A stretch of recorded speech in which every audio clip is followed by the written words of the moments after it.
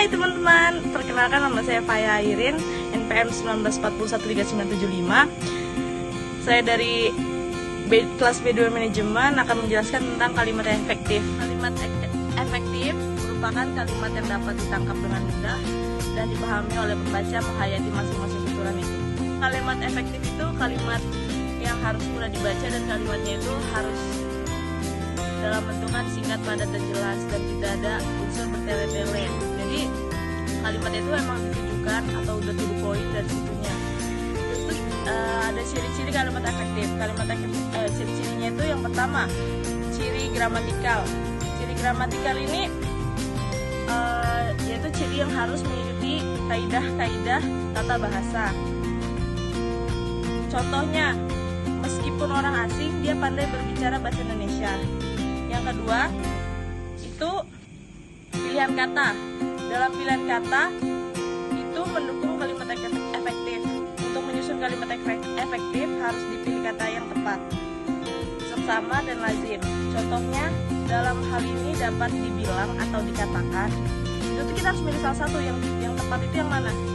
Jadi yang paling tepat itu dikatakan bahwa matematika adalah pelajaran yang tersulit. Nah, yang ketiga, penalaran.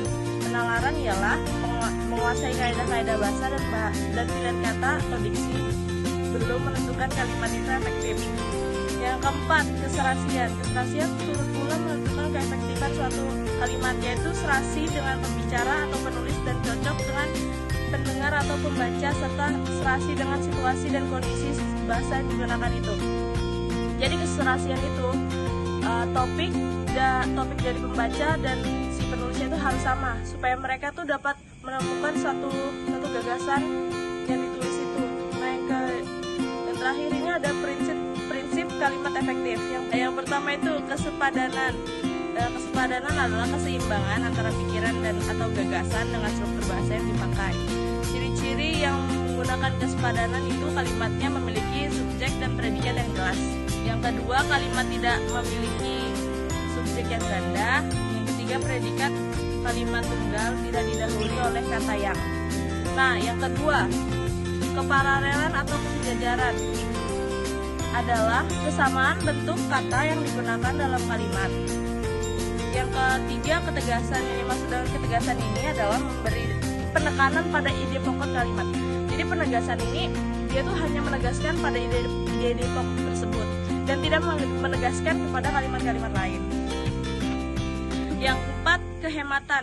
Kalimat efektif ini yang harus diadakan yang namanya kehematan.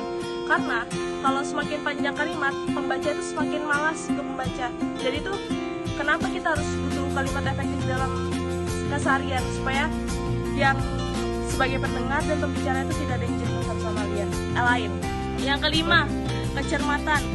Kecermatan kalimat efektif adalah cermat dan tepat pemilihan kata sehingga kalimat yang dihasilkan tidak rancu dan bermakna ganda. Jadi kalimatnya ini harus tepat dan tidak mengandung unsur ambigu. Yang keenam, kepaduan. Kepaduan adalah kepaduan pernyataan dalam sebuah kalimat sehingga informasi yang disampaikan tidak terpecah-pecah. Jadi kepaduan ini yaitu memadukan beberapa kalimat supaya informasi yang dianut tidak terpecah-pecah. Jadi misalnya ada di bab 1 tuh harus ada kepaduannya itu, jadi tidak boleh disambung oleh bab-bab yang lain. Yang terakhir, kelogisan. Kalimat efektif yang diterima oleh akal dan sesuai dengan kaidah. Itu yang dimaksud dengan kelogisan itu. Jadi manusia itu sebagai pemikir juga bisa memikirkan apa yang dipikirkan penulis. Sekian dari saya, Faya Airin dari kelas B2 Manajemen. Bye-bye.